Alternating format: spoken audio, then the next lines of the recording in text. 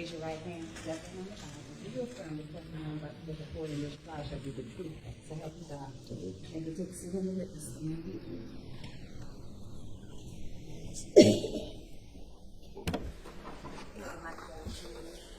State your name again for the record. Spell your last name. Nathan Tuten, Tuten. Nathan, good afternoon. How you doing? Good, how about you? Doing well. Why don't you tell this jury a little bit about yourself, where you grew up, where you went to school. Start there. I'm from Hampton, South Carolina. I graduated from Hampton High School in 2018. I have a degree in criminal justice from the University of South Carolina and graduated in 21. And Nathan, it's hard to pick up you on the mic, so if you would, I know pull it as close as you can and just try to sneak into it so we can all hear you. Okay, so I think you said you graduated high school 2018. You got a degree from where? University of South Carolina. And what field was it in? Criminal justice. Okay. And what year did you graduate USC? 21. And what do you currently do for a living? Law enforcement officer. Okay, with what organization? Walterboro Police Department. All right. And describe your job responsibilities. What do you do as a Walterboro police officer? I enforce the laws of the state and serve and protect. You work in road patrol right now? Yes, sir. Okay. All right. Nathan, growing up in this area, were you childhood friends with Paul Murdaugh? That's correct. When's the first time you met Paul? Lifelong friends. Very young age. Growing up in Hampton, knew him as a kid? That's correct. Okay. All right. Well, tell us a little bit about Paul. What do you remember about him? Tell us the kind of guy he was. Paul was the definition of a good person and a good friend. He's very loyal, salt of the earth kind of guy, and would do anything for you at any given moment, no matter the time. What were kind of things that you all like to do together? We like to hunt, fish, really just hang out with friends. Was Paul the kind of friend that you'd kind of call a reliable friend? Absolutely. All right. Was he the kind of kid that would be there for you if you needed help with anything? Absolutely. Did you spend a lot of time together with Paul through the years? I did, yes, sir. Did Paul have a cell phone? Yes, sir. Did he like to use his cell phone? Yes, sir. How would you describe it? He was on his phone all the time. In addition to being on his phone all the time, was he the kind of guy that if you needed something or reached out to him, he was going to respond back to you? That's correct. Was he going to call you back if you called him if he missed the phone call? Yes. And would you expect him to pick up if you called him? Yes. All right. Did you get to know Maggie also? I did. All right. Tell us a little bit about her. Maggie was probably one of the sweetest ladies I've ever met in my life. She always looked out for Paul's friends and was a second mom to me.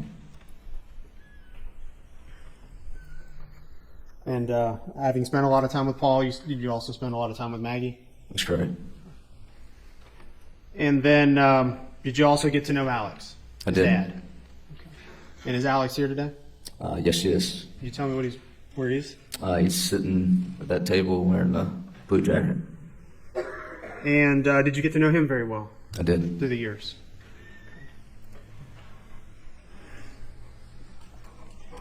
Did you know the family before they moved their primary residence out to what we call Moselle? Did you know them before then? I did. Okay. Were you there when they moved or obtained Moselle and started using that as a residence? I was. All right. When Moselle was first constructed, how many entrances and exits were there? Just one. And which one was that? That was the one by the cabin, or one that leads to the sheds. Okay. And the sheds is that the dog kennels in the hangar area? That's correct. And the cabin I think you referred to, is there a cabin on the at the front of that entrance? That's correct. Okay. And who put the mailbox in there? I believe it's Maggie. And tell us about that cabin. Tell us where it's situated and why you know so much about it. My freshman year of college, Paul and I actually lived together at the cabin. So it's like a small house, basically? That's correct.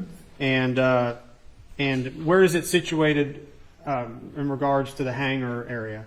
A little bit closer to the highway, How many feet or how far away? 100 yards maybe. And so you lived there, I think you said, for the summer? It's just a semester. A semester? Mm-hmm. All right. What was? How would you describe yours and Paul's friendship? How often would you guys communicate a day? Just about every day. Every other day.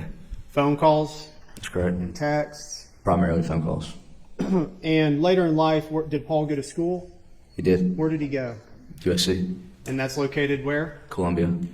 And did you see him whenever he would come back into town? I would. Would he come back frequently No, sir. at the college level, at the college years? No, sir. When would you see him? Would you see him in the summers when school was out? Good bit. All right, and I think you mentioned before y'all did a lot of fishing and a lot of hunting. Are you familiar with firearms in general? I would say so.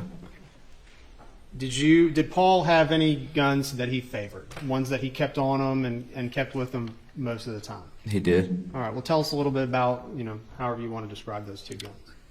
The two guns that were with us most of the time was a black 300 Blackout and a camouflage 12 gauge Super Black Eagle 3. And the Black 300 Blackout, what was that firearm used for primarily? Anything. Did you use it for hunting? I did. Okay. What would you hunt with that gun? Anything. Did it have the scope? I think you said there's a scope on the top or some sort of sight. How would you describe that? Thermal scope. Meaning you could see heat? That's correct. Okay. And describe the Benelli shotgun that you just mentioned also. What did it look like, and how did you know it was Paul's? It had a very distinct digital camouflage pattern, and he had a gun strap that he's used since I've known him, and that's what stayed on that shotgun. Do you know the differences between? So we hear Benelli Super Black Eagle models, and then I think we've heard 3 and 2 and 1.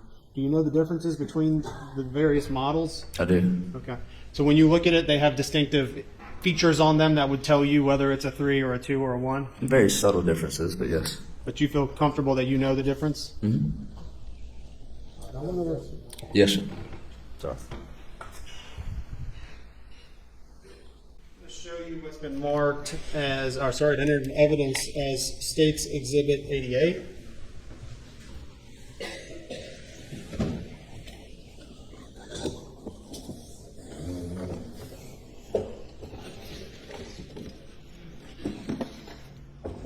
Permission to approach the witness.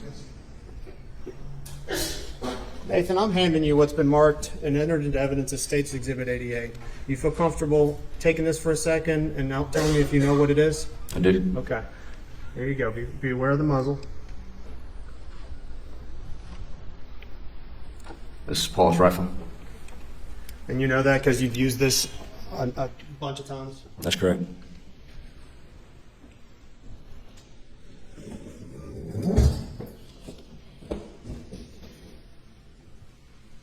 And also now show you what's entered into evidence as State's Exhibit number 4. Is this one?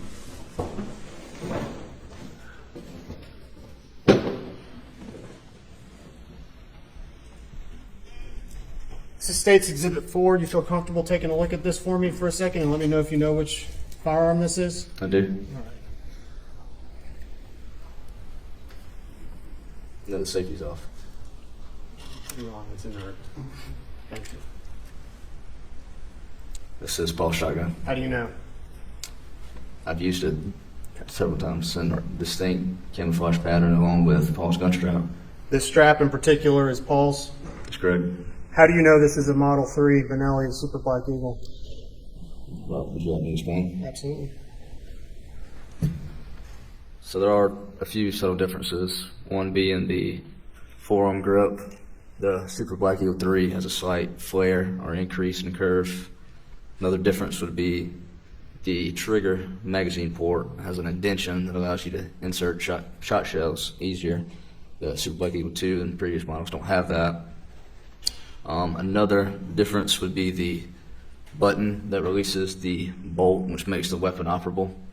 The previous models, being the original and number 2, are circular, whereas this one is more rectangular.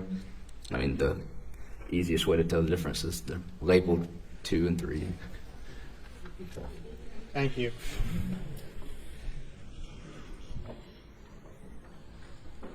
I'm going to show you now what's been entered into evidence as State's Exhibit 91.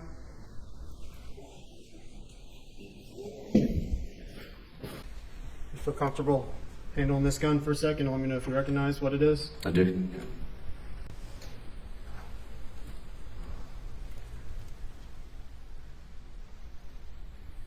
Do you recognize what this gun is? I recognize that as Buster Murdaugh shotgun, Okay. What model is this? Super Black Eagle 2. And you know it's a 2 because of the other features you just mentioned and pointed out for the jury? That's correct. Would you do that again? Tell us why you know that's a 2. Like I mentioned earlier, the slight flare on the 3. This one is straighter and more narrow. Does not have the indentation for the magazine port, and the button is circular. And you said it was a Buster shotgun. How do you know that? The Mojo sticker on the barrel. The sticker at the top of the barrel there? That's correct. Familiar with it. Mojo. That's correct.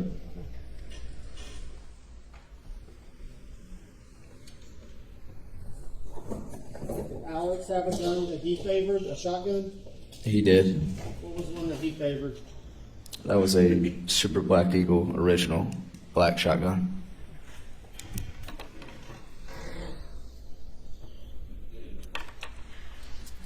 Are you familiar? Did Paul have a 300 Blackout rifle prior to the black one you just identified? That's correct. All right. Were you familiar with what happened to that firearm, the original one? I am. All right. Tell us the story. It was a party, and there was a black 300 Blackout and a tan 300 Blackout. He had the tan one, and it got stolen from a party one night. Speak up. It was stolen from a party one night. You know what year that was? Approximate year? I'd say early 2018. And that was the firearm that was stolen was what color again? Tan. Tan. All right. At what point in the Moselle property was what year, approximate year, was the second entrance created? That one with the brickwork. I'm not sure. It was a few years though after they'd owned the property. The family had owned the property. That's correct.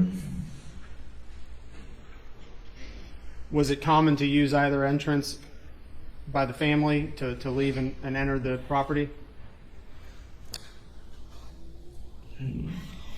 Yes and no. All right, we'll explain. Paul and I and friends would use the entrance by the sheds more, whereas Alec and Maggie would use the main gate entrance more. If you all, and let me ask you, before we get to my next question, what the hangar area with the kennels, are you familiar with it?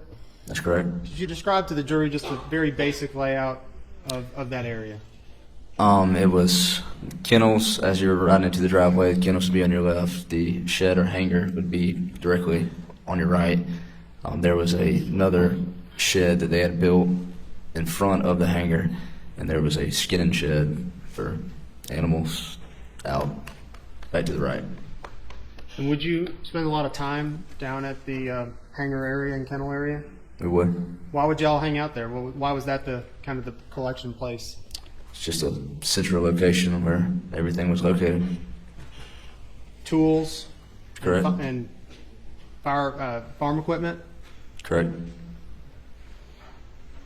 If you all were spending time down at the kennels and someone was leaving the house, would it be common for them that someone, whether it's, Alex or Maggie, to stop by on their way out, leaving the property? Yes, sir. That would be what would normally happen? Yes, sir.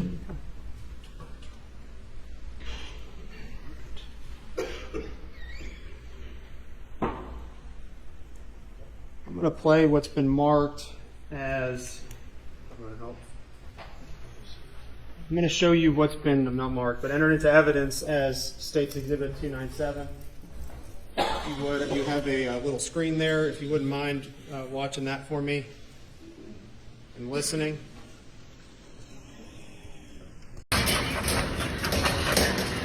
Get back. Get back.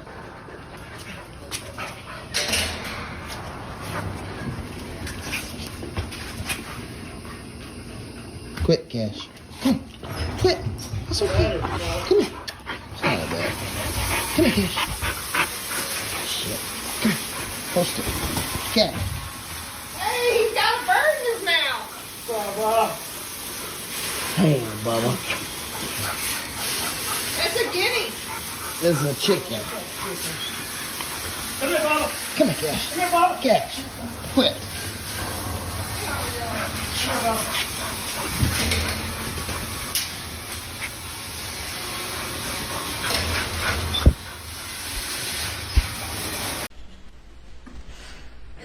Did you hear voices on that video that we just played? I did. Whose voices did you hear? Paul Murdaugh's, Maggie Murdaugh's, and Elliot Murdaugh's. Could you tell where they were located in that video? Did you get a sense of where that was? Dog kennels. Okay. The kennel's down at the hangar area? That's correct. We heard yelled out a name called Bubba. Are you familiar with Bubba? I am. Who's Bubba? That'd be Paul's dog, And what kind of dog is he? a yellow lab. Is he trained? Well, was he was he a house pet or a pet? At that time, yeah. Was he also trained to hunt or be a hunting dog or a bird dog? That's correct. Did Bubba have a? Well, describe Bubba. How would you describe Bubba? Hard-headed. Did Bubba have a thing where he liked to chase chickens? I'd say so, yeah. If a chicken got out of the pen, would he chase it? That's correct. Have you ever been there when he caught chickens? He would chase anything. He'll chase. Did you ever there when he caught birds though that were coming out of that coop? I mean, he's tried. Could I say I've seen him? No. Were you aware then that Bubba? Were you aware that Bubba would chase those chickens? Absolutely. And had you been aware that he killed chickens before by getting I am. them? Have you ever had to wrestle anything out of Bubba's mouth or try to catch him when he doesn't want to be caught? Tried to catch him. And if he doesn't want to be caught, what's going to happen? Not catching him.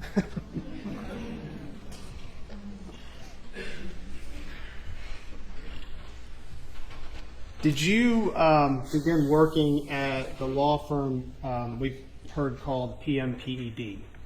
That's correct. All right, when did you start working? I believe it was February of 2019. Okay, and what was your job there?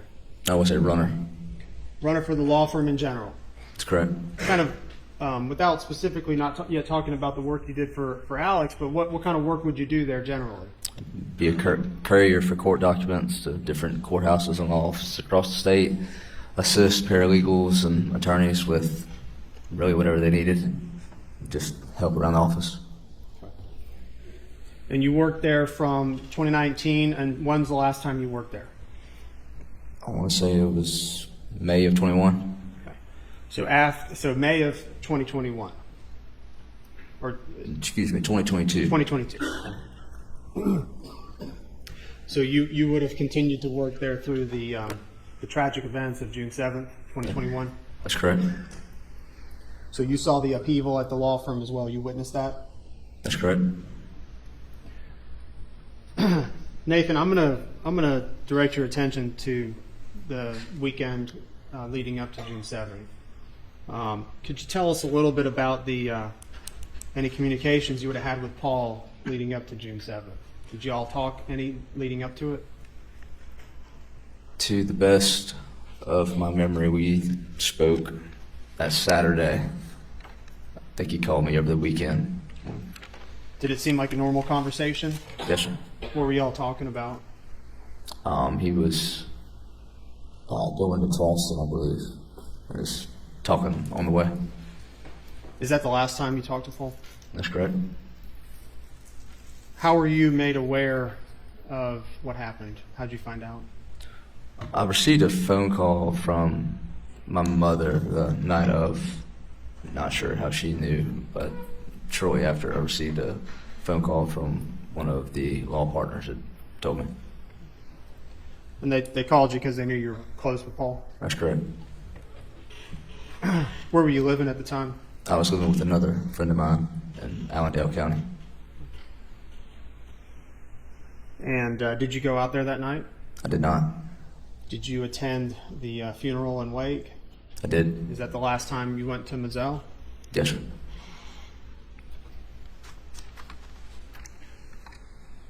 After these events, how did it affect you? It was hard. Losing a really good friend and a really good person. After these events, I think you said already, but you continued to work at the law firm.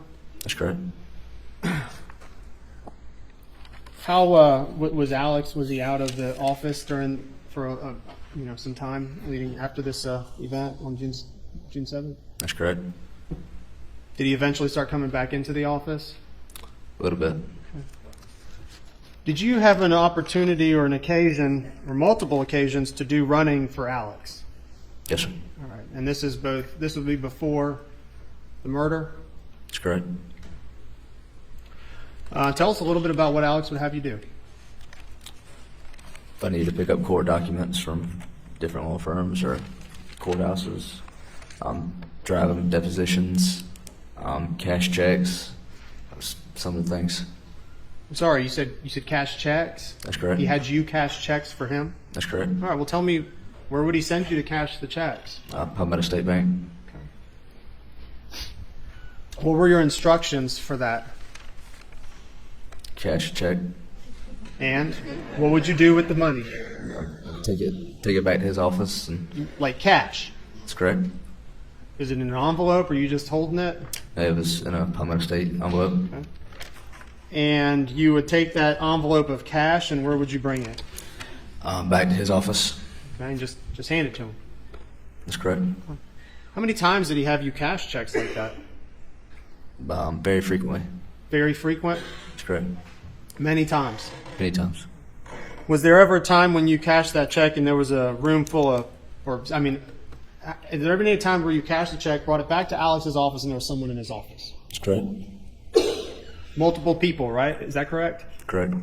Tell us who those folks were that you would have been there when Alex is sending you to get cash, you're coming back with the cash, and there's someone sitting in his office. There was different occasions. One particular occasion was Greg Alexander. Who's he? I believe he's the chief of police for the embassy. Okay.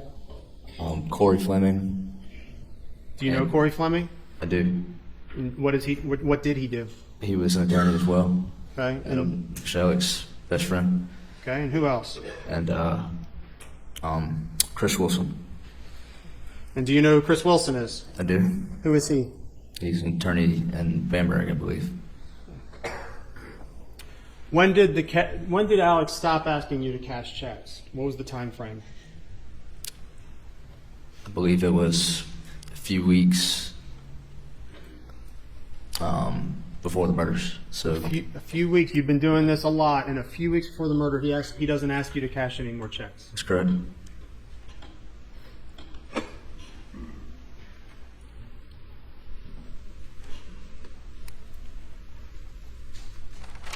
Did you have an opportunity, or were you assigned to assist? Or let me ask you this: do you know who Jeannie Seckinger is? I am. And who is she, and who was she at the time to you back in 2021 range? She was my immediate supervisor. And were you ever, after the events of June 7th, were you assigned and tasked to assist her in her investigation of financial improprieties within the firm? In some ways, yes. All right.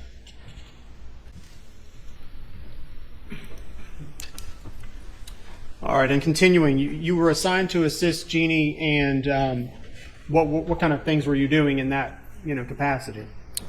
We would look through different cases. She would have me get cases from probate court and go through and highlight clear checks, and if I found a discrepancy, bring it to her. Did you understand the scope and what you were looking for? Did she kind of involve you in that? Somewhat.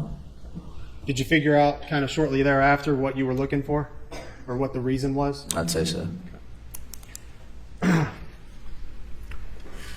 going to direct your attention to July of 2021, specifically July 4th or July 4th time frame. You have that in your brain? I do. Did you drive Alex to the airport? I did. Tell us about that. Why did you drive him to the airport? Well, at the time I was still a runner, and he asked me to give him a lift to the airport, so that's what I did. Where was he going? I believe he was going to the Florida Keys with Maggie's family. So he's going on vacation to the Keys on July 4th weekend or July 4th time frame? That's correct. And did you in fact drive him to the airport? That's correct. Did you have a chance, did he say anything to you on that ride to the airport? We talked. Did he tell you anything about the boat case? He did. What did he say? He said that he would like to clear Paul's name. And do what? And beat the boat case? Beat the boat case.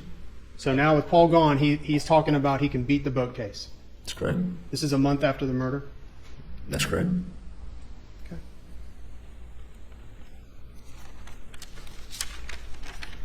Beg the court's indulgence. Nothing further, Your Honor. Thank you. Yes, sir.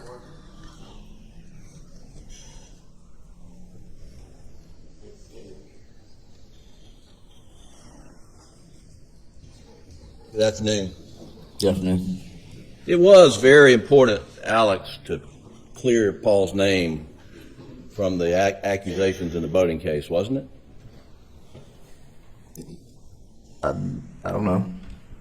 That's what he told you, right? That's what he said, but I don't know what he was thinking. Well, you know that he stood behind Paul all throughout the boating case, the criminal part, right? That's correct. And a lot of people in the Hampton community turned their backs on Paul, didn't they? That's correct. You did it, did you? No, sir. Alex and Maggie didn't, did they? No, sir. Your brother didn't, did he? No, sir.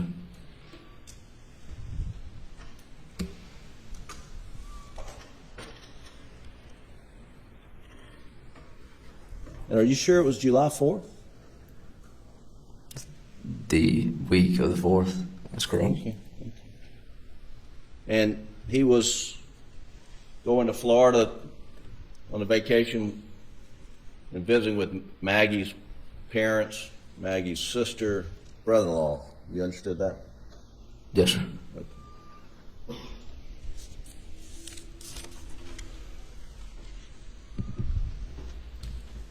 Now you're talking about you went and got some cashing some checks with for Alec, and sometimes you'd come back, give him the cash, and you mentioned that Greg Alexander was in his office one time, Corey Fleming one time, Chris Wilson one time. You remember that? That's correct. What do you do when you walk in? Just give the envelope to Alec? Yes, sir. Just sit down and see what he did with the money? Not at all. Are you suggesting that he was giving Greg Alexander any of the money? I'm not suggesting anything. Okay.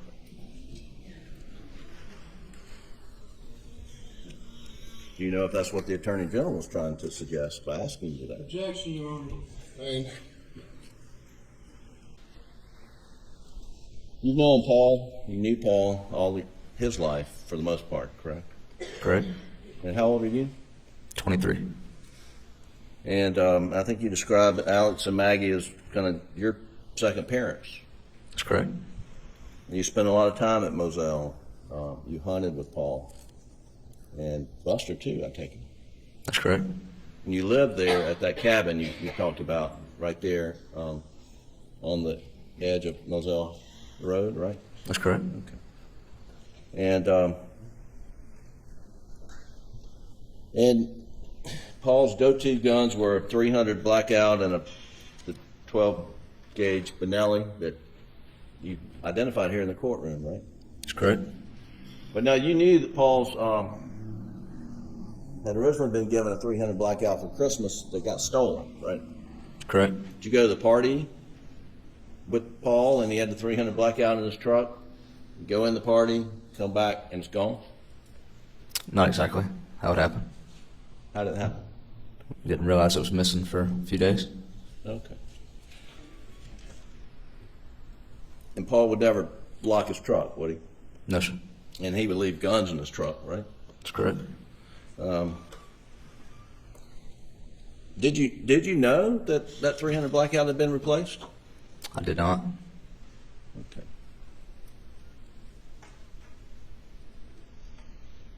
Okay. When did you learn that? This trial? During the trial. That's correct. But up until the trial, you never knew that it had been replaced. No. But you'd seen Paul use 300 Blackout you identified as his go-to gun, right? That's correct. And the 300 Blackout that you identified had a thermal scope, does it not? That's correct. And whose gun did you think got stolen? Paul's or Buster's? I would assume Paul's. Were you aware that the 300 Blackout replacement did not have a thermal scope? If I didn't know about the gun, then no. Okay. So, do you know whether or not this is Buster's 300 Blackout sitting here in the courtroom? That is the gun that I used at Moselle. Okay. Now, when Paul would clean his truck out, he would take, well, let me back up. Paul normally keep guns in his truck? That's correct. 300 Blackout, 12 gauge, anything else?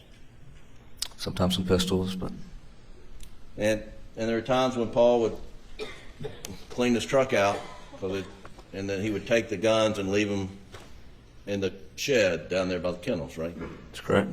And sometimes he would forget that he left them down there, right? That's correct. And I think you described him as being careless with leaving guns around. Is that right? I'd say so. Okay. And he'd even left guns in your truck, right? Correct.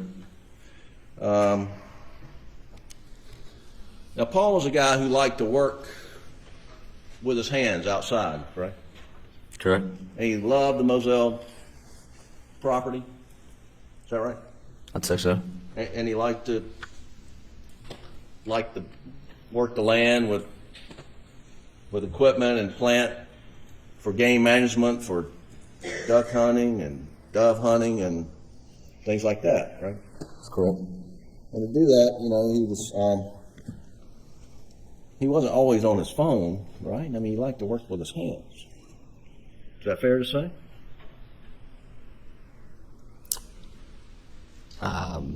Wouldn't say that altogether. Take several breaks while he's working with his hands. Right. And I think you've described it. He would put his phone down, and while he was doing some work, and then he'd forget where it was. He'd lose it. He'd go back and find it later. That's correct. That happened fairly regularly, didn't it? I'd say so. And you listen to the video that was played. Do you hear water running in the background? I'm not sure. What kind of work would Paul do down there by the kennels? What do you mean? I mean, would he, if Bubba or the other dog had messed in their dog run, would he clean it out? I'd say so. Okay. And if he did that, perhaps he'd put his phone down while he did that so it wouldn't get wet. I would assume so. Yeah. It's a reasonable thing to do, right? I'd say so. Okay.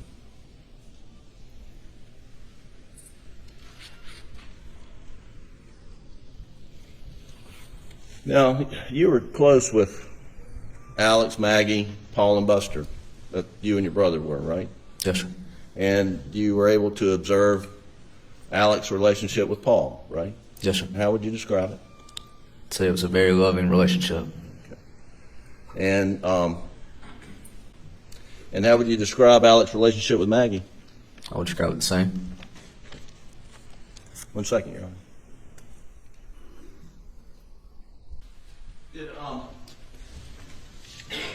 To your knowledge, after the boating accident, did Paul receive threats of any kind? That's correct.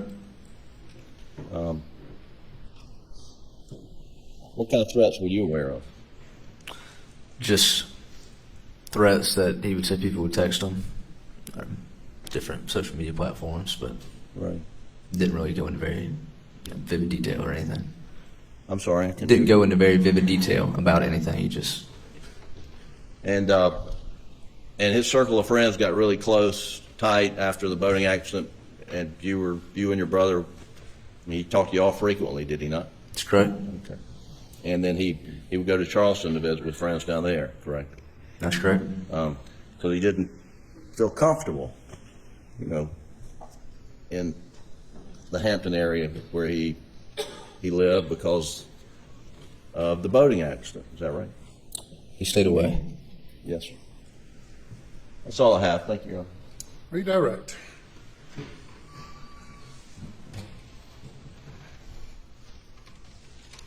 Nathan, you were asked about threats to Paul. Did you ever know that Maggie received any threats? I was not aware of any, no. I'm going to ask you, counsel asked you a little bit about the kennel area and asked if you could herd water. Are you familiar with how generally the kennels were cleaned? Were you there when the kennels would be cleaned? Sometimes. Okay. Generally speaking, describe the kennel for me. What was actually inside of one of the kennel runs? The kennel had a doghouse, beds in the doghouse, and just kind of like a concrete pad. And if you're going to rinse off the kennels, what would you do with the dog bed? You would put it on top of the dog house Okay, and why was that? so it wouldn't get wet. And then, what would you just leave the dog? Would the family or if you were cleaning it, leave the dog bed up on the top of the kennel, or are they going to bring it down when the kennel, after a certain point in time? You wait for it to dry and then bring the bed. If the family, if you were down there or anyone was down there at the kennel area and it was nighttime, would you turn the lights on? Yes, sir. Are there sufficient lights out there to make it a fairly well lit area if all the lights are on? I'd say so. If you're at the main house and the lights are on down at the kennels, can you see that area from the house? Yes. Would it be very visible to you to see that there's lights on down there? Yes. Would the fans, are there fans in the kennel area? There are. Would the fans be left on generally for the dogs? Generally. And again, if anyone was down there working, would the lights be turned on? Yes, sir.